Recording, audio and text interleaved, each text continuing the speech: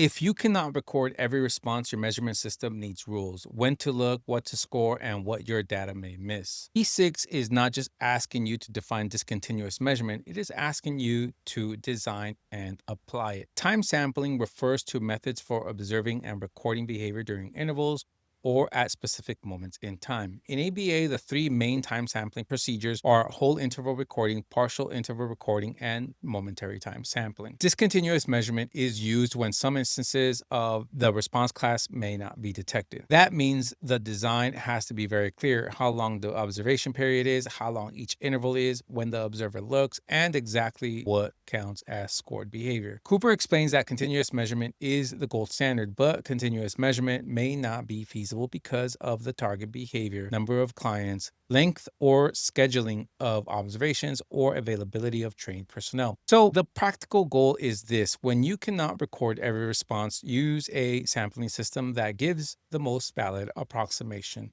possible. The first design decision is whether discontinuous measurement is necessary. Ideally, all occurrences of the behavior of interest should be recorded. When available resources prevent continuous measurement throughout the observation period, sampling procedures may be necessary. A sampling procedure may be sufficient for decision-making and analysis if the samples are a valid approximation of the true parameters of the behavior. So do not choose interval recording just because it is easy. Choose it when continuous measurement is not practical and when the sample can still represent the behavior well enough for the decision being made. When selecting a measurement method, Cooper says to consider behavior change goals, expected direction of the behavior change, ease of detecting the behavior, environments and times for measurement, and the availability and skills of observers. On the exam, listen for practical barriers: one observer, several learners, long sessions, high rate behavior, or behavior that is hard to count response by response. Once you choose a discontinuous procedure, you design the observation period and intervals. Time sampling starts by dividing the observation period into intervals and then recording the presence or absence of behavior within or at the end of each interval. Observers using time sampling should make a recording response in every interval. For example, a form may require the observer to circle yes or no for each interval because leaving intervals blank increases the chance of losing one's place or recording in the wrong space. All time sampling methods require a timing device or to signal the beginning and end of an observation and recording intervals. Cooper describes audio cues and tactile prompting devices as ways to signal intervals. So your design needs four things: a total observation period, equal or planned intervals, a clear scoring rule, and a reliable timing cue. Whole interval recording is often used to measure continuous behaviors such as cooperative play. It can be used for behaviors that occur at such high rates that observers have difficulty distinguishing one response from another. To apply whole interval recording, divide the observation period into brief intervals, such as 5 to 10-second intervals. At the end of each interval, record whether the target behavior occurred throughout the entire interval. If the behavior happened for only part of the interval is not scored as an occurrence. Whole interval data are usually reported as the percentage of total intervals in which the target behavior was recorded as occurring. Whole interval recording usually underestimates the overall percentage of the observation period in which the behavior actually occurred. Longer intervals increase the degree to which whole interval recording may underestimate actual behavior. To apply whole interval recording, first define the target behavior so the observer can tell whether it is happening throughout the interval. Next, divide the observation period into brief intervals and prepare a recording form with one response space per interval. During each interval, the observer watches for whether the behavior remains present for the whole interval. At the end of the interval, the observer scores whether the behavior occurred throughout the full interval. The data are reported as the percentage of total intervals scored as behavior occurring. Whole interval data estimate total duration because they represent the proportion of the observation period in which the person was engaged in the target behavior. For example, if behavior occurred for 4 of 6 10-second whole intervals, the whole interval recording would yield a total duration estimate of 40 seconds. On the exam, choose whole interval when the key phrase is behavior must occur throughout the interval. Partial interval recording uses a different rule. The observer records whether the behavior occurred at any time during the interval. Partial interval recording is not concerned with how many times the behavior occurred during the interval or for how long it was present. If the behavior occurs multiple times during one interval, the interval is still scored as occurring only once. If a student is disruptive for only 1 second of a 6-second interval, that interval is scored as disruptive behavior. Because of this rule, partial interval recording often overestimates the overall percentage of the observation period that the behavior actually occurred. Partial interval data are usually reported as the percentage of total intervals in which the target behavior was scored. Cooper also explains that partial interval recording may underestimate the rate of high count behavior because one response and 8 responses in the same interval are scored the same way. To apply partial interval recording, divide the observation period into intervals and score whether the behavior occurred at any point in each interval. The observer does not count each response inside the interval and does not time how long the response lasted.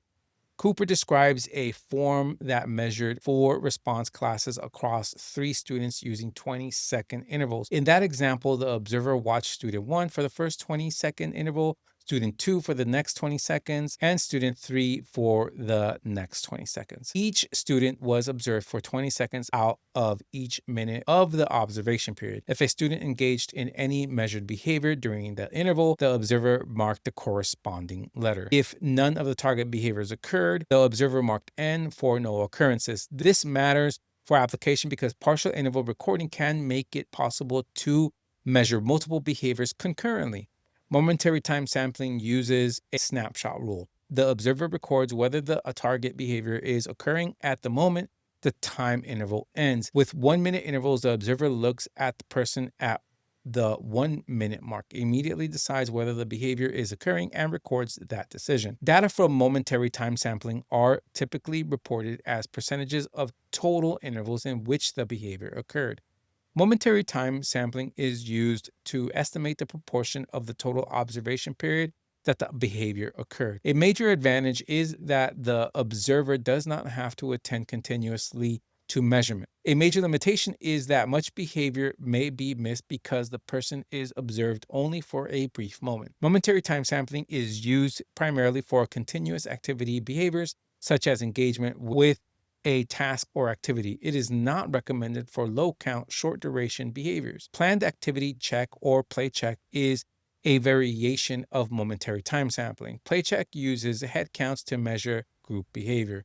A teacher using PlayCheck observes a group of students at the end of each interval, counts the number engaged in the targeted activity, and records that tally with the total number of students in the group. PlayCheck can be reported as percentages of the children participating in activities. Text also describes PlayCheck type systems as group momentary time sampling snapshots. For application, use PlayCheck when the practical target is a group engagement, group participation, or group activity rather than a single learner's every response. The scoring question is not how many responses happened, but how many people were engaged at this moment. On the exam, if a teacher scans a group at the end of intervals and counts who is engaged, think PlayCheck. Discontinuous measurement can produce useful data, but the design affects interpretation. A measurement artifact is something that appears to exist because of how it is measured. Discontinuous measurement, poorly scheduled observations, and intensive or limiting scales are common causes of measurement artifacts. Figure 4.8 shows that the same behavior measured by continuous duration recording occurred 55% of the observation period, while whole interval recording produced 30%, partial interval recording produced 70%, and momentary time sampling produced 50%. The text explains that whole interval and partial interval recording can produce well-known artifacts because whole intervals tend to underestimate and partial interval tends to overestimate actual occurrence. When continuous measurement is not possible, it is generally preferable to sample many brief observation intervals evenly distributed throughout the session rather than longer, less frequent intervals. Observation schedules should also be standardized so behavior has equal opportunity to occur or not occur across sessions and consistent environmental conditions. Let's get a recap. To design discontinuous measurement, choose whole interval, partial interval, momentary time sampling, or play check based on the behavior, observation, context, scoring rule, and practical limits on continuous measurement. To apply it correctly, divide the observation period into intervals, use reliable timing cues, record every interval, and interpret the data with awareness that discontinuous procedures may underestimate, overestimate, or otherwise create measurement artifacts.